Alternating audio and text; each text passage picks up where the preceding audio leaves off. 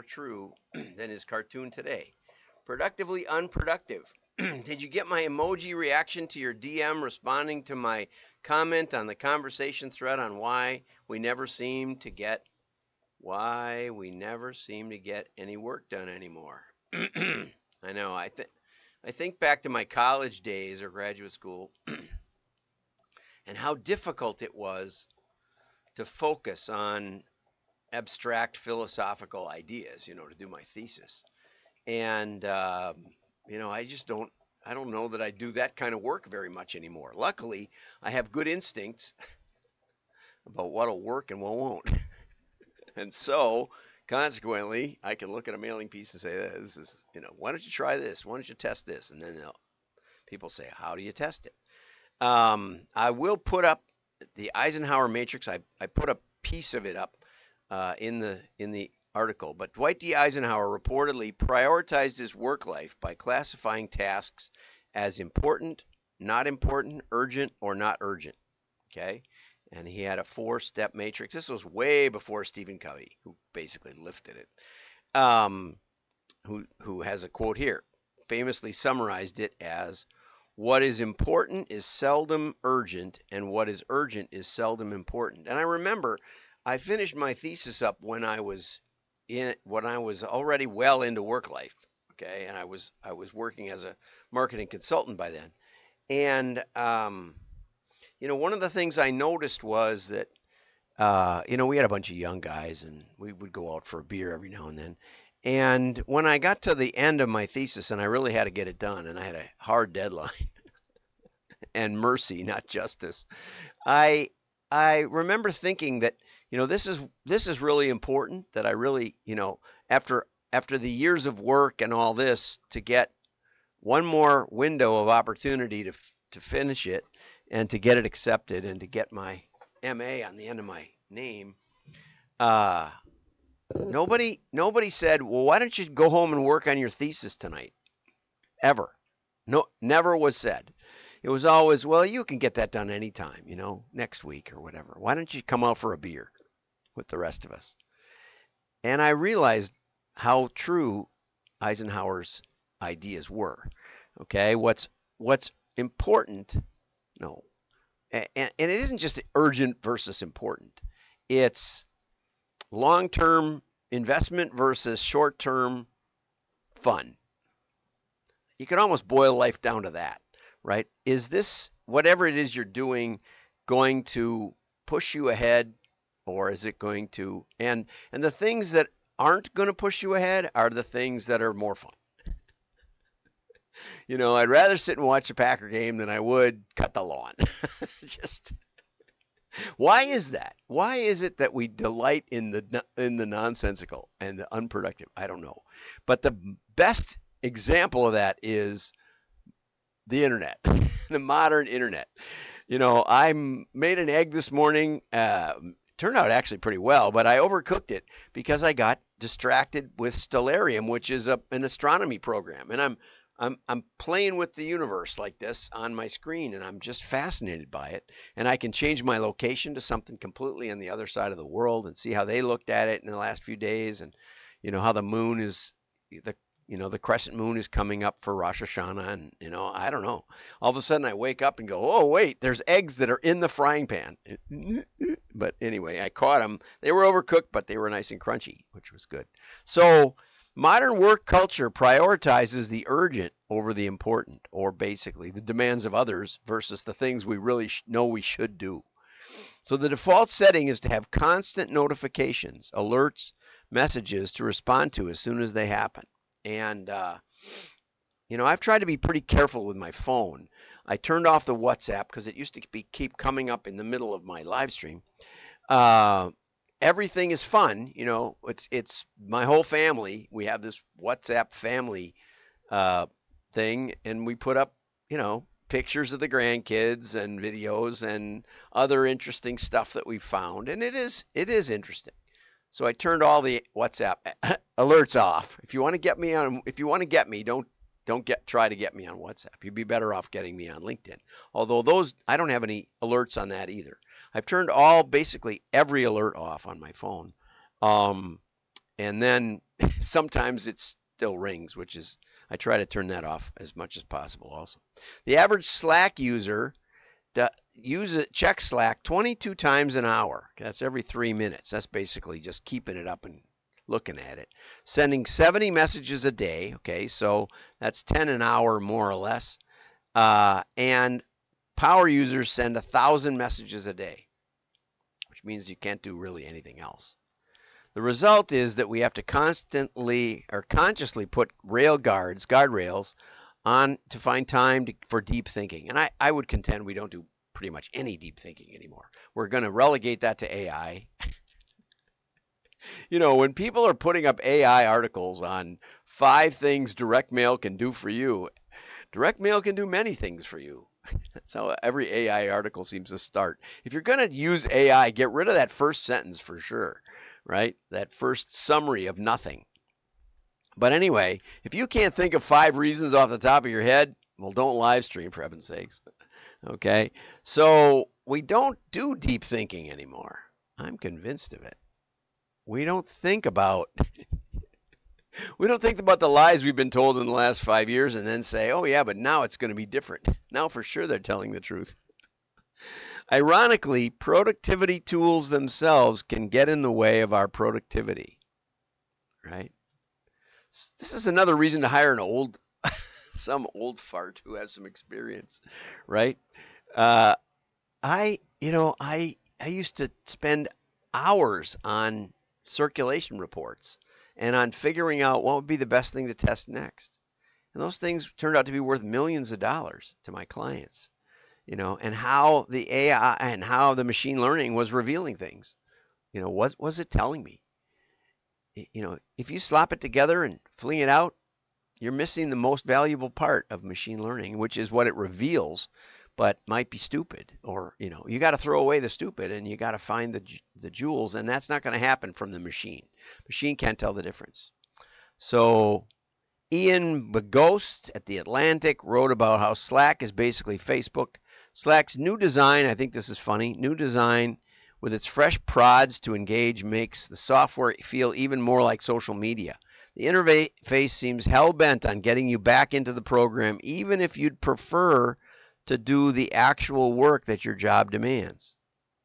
Almost all software wants you to look at it, but Slack is supposed productivity tool meant to help knowledge workers recover from their email demands more fixation than email ever did. Okay? There's refreshing honesty in the Slack update. It admits that work is secondary. And what's also interesting to me is that in the midst of all this notification and all these emojis and back and forth, that we feel less connected than ever. Loneliness is epidemic, and it speaks to the disconnectedness of the virtual world. That it really is. It isn't real in any meaningful sense for a human. We humans are tactile and we're 3-dimensional, and the virtual world isn't. It tries to mimic that, but it isn't. It just plain isn't.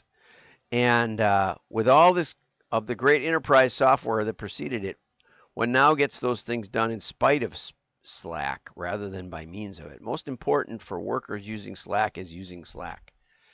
Yeah, okay, so here's the Eisenhower matrix. And I got this off Eisenhower.me. Eisenhower Me. Prioritizing tasks by urgency and importance results in 4 quadrants with different work strategies. Do first. Things you should do first. Focus on the important tasks to be done the same day. And that's kind of the way I've always organized myself. What do I need to get done today? And I have a particular one thing for today. And oftentimes there's up to 3 things I need to get done today. That is the main thing. Then there's schedule things. There is a sequence I go through after I finish the live stream to get the podcast up, to get the articles up on wdma.org, where you can get them if you subscribe. And the podcasts are always available there too, but you can also subscribe on Spotify or Apple or Google so that they're there every morning, and you can get yesterday's on your drive time, and you don't have to waste your time watching me while you're supposed to be doing real work. I'm not into that, right? That's why I do the podcast for you. Okay, there's things you can delegate, and I may be joining a couple of teams, which ought to be interesting, and hopefully we'll have each do our strengths instead of me doing things that I'm obviously not qualified for. And then there's things you don't do. Okay, don't do. And I probably need more in that category. Things I don't do and ignore. But anyway, for your benefit, hopefully you enjoy it. I do this every day, and that's what the Eisenhower Matrix looks like. Okay, productivity and interruptions in 2021. Sorry, I get distracted by Slack. Where were we? And see, he's got a notification on his phone, right? Ah, look at this. I didn't know I could make boxes with this thing. I did. And did you say something? And of course, they're all looking at their phones, right? Should ban phones in meetings. And here's 2017, meeting to call, whether to call a meeting, meeting to plan the meeting. My daughter worked at a nonprofit in marketing, and they outsourced all of their real work. And she worked there for about 2 months and quit. She said we'd have meetings about the meetings. It was meetings about meetings and meetings of whether to schedule meetings. And she said, I could have got the marketing done all by myself if they would have just let me alone. But they didn't. Okay, should we schedule our next Zoom meeting or just hit ourselves repeatedly on the head with a hammer? And I've noticed, the most prominent people oftentimes turn off their camera and mute. It lets you get a cup of coffee while you can still listen in on what. And it also keeps you from saying dumb things. And as my style consultant told me, I have RBF. That's what I look like if I relax. Sad, mean, something. So I sit there like this. It gets tiresome. And she says that's equally creepy or worse. Well, since I can't win on that one, I turn my camera off. I won't for you. I don't even know how to do it quickly. I don't think so. Let's see. Yeah, there I go. So that's what I do in Zoom meetings when I don't want to force myself to look smiley and all that. There it is back again. How cool is that? Okay, so how about some news? Okay, Microsoft, it turns out, a company named Wiz, a cloud security startup, said that it discovered a GitHub repository belonging to Microsoft's AI research division, and the URL was a little goofy. This is from Brian Heater at TechCrunch. And it allowed anybody to access and share and change the data. And it included passwords to Microsoft services, secret keys, over 30,000 internal Microsoft teams. Sometimes you wonder if somebody like Wiz would just take a couple of those things and send cute messages to Microsoft senior management before they alert them. It would seem like a fun thing to do. They'd probably get put out of business, but then hired. So anyway, for 2 years this was open. 38 terabytes of sensitive information, including full backups of Microsoft employees' PCs and other things. So Microsoft and Wiz co-founder Emmy Luttwak told TechCrunch, as bigger data sets are laying around to try to give AI something to work on, and you need something to work on, cases like Microsoft are increasingly hard to monitor and avoid, because no human can look around and see what's in there. Anyway, interesting stuff. Microsoft said it was no big deal. This was an interesting article I skipped the other day from Lori Sullivan over at Media Post. Walmart Connect announced the rollout of sponsored videos. Susanna Lee, Senior Director of Product Marketing for Walmart Connect, believes the old adage of show, don't tell couldn't be more true in retail media. Tell your brand's product or story to break the barrier between upper funnel campaign tactics and performance ad formats like sponsored search, she said. Okay, so 93% of the top 100 searched keywords are non-branded words or phrases, which means consumers look, in other words, HVAC near me. It means that you're not looking for a particular contractor. You're looking for, and you probably aren't saying um, some kind of brand, Whirlpool dishwasher disposal fixer near me. You say appliance repair near me, which means that consumers are looking for suggestions on different products. So in that kind of environment, you have to be able to tell your story. So Walmart is now letting vendors, merchants, tell their story about their product, which I think makes a lot of sense. It's one of the reasons I use eBay is because eBay, unlike Amazon, well, Amazon, they have a set format they want you to fit into. And I consistently don't find the information I want. Like what kind of power supply is required? Is it a new kind of plug I don't like, or an old one that I'm trying to phase out? Simple things like that. How big is it? Because the pictures often don't have any size reference, like a quarter or a pencil or something that you could gauge how big this thing is. And it's an item on a blank background. Whereas eBay allows their merchants to put in quite a bit of their own information, which often tells the dimensions. I tried for 5 years to find refrigerators in online appliances, because we had a particularly tight fit. We had a normal size refrigerator when we built the house, but they don't build normal size refrigerators that size anymore. So, finally I found an appliance company that actually gave the actual outside dimensions of the refrigerator. It seems like that's pretty important. That's one of those things we checked on. We had a check sheet when we sold furniture online. Did we tell the dimensions? Sad.